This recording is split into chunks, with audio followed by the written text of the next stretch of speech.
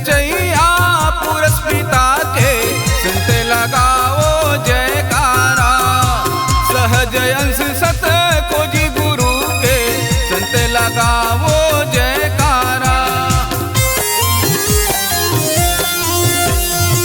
सृष्टि रचैया पुरस्पिता के सुनते लगाओ जयकारा। सहज अंश सत खोजी गुरु के सुनते लगाओ जयकारा।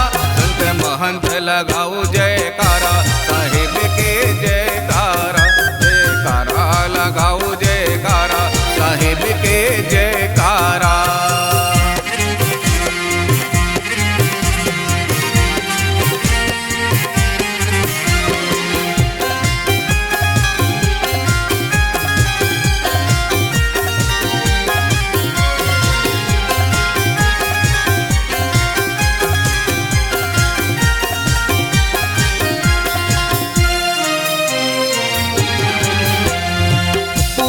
अंश गुरु घासीदास के संत लगाओ जयकारा।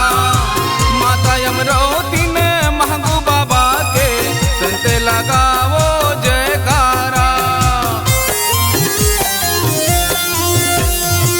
पुरस अंश गुरु घासीदास के संत लगाओ जयकारा। माता यमरोती गुरु महबूब बाबा के संत लगाओ जयकारा।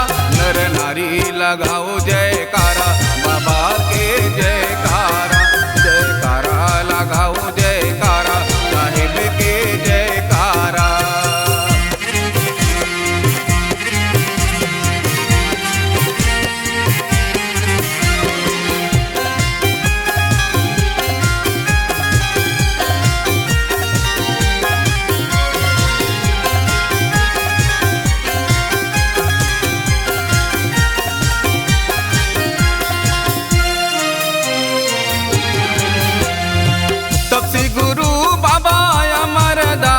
के संत लगाओ जयकारा।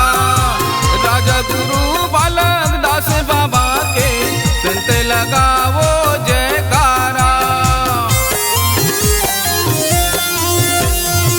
तपसी गुरु बाबा अमरदास के संत लगाओ जयकारा।